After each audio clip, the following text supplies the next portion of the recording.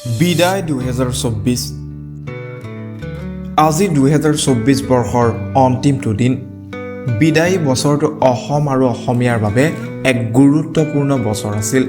কিয়নো এই বছৰটোত নিৰবিচ্ছিন্ন সাধনা অনন্য প্ৰতিভাৰে ৰাষ্ট্ৰীয় আৰু আন্তঃৰাষ্ট্ৰীয় পৰ্যায়ত জিলিকিছে কেইবাগৰাকীও অসমীয়া এই সকল অসমীয়াক লৈ গৌৰৱান্বিত ৰাজ্যবাসী ইয়াৰ ভিতৰত আছে পেৰিছ অলিম্পিকত লাভলীনা বৰগোহাঁইৰ পদক লাভ 2024 চনৰ পেৰিছ অলিম্পিকলৈ যোৱা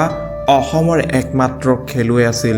লাভলীনা বৰগোহাঁই ফাইনেল বঞ্চিত হ'লেও লাভলীনাই লাভ কৰিছিল ব্ৰঞ্জৰ পদক তিনিগৰাকী অসমীয়ালৈ পদ্মশ্ৰীৰ সন্মান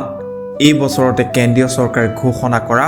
পদ্মশ্ৰীৰ সন্মান লাভ কৰিছে তিনিগৰাকী অসমীয়াই তেওঁলোক হৈছে হস্তি বিশেষজ্ঞ পাৰ্বতী বৰুৱা সৰ্বেশ্বৰ বসুমতাৰী আৰু লোক সংস্কৃতিৰ সাধক দ্ৰোণ ভূঞা ভাৰতীয় জাতীয় দলত স্থান লাভ ৰিয়ান পৰাগৰ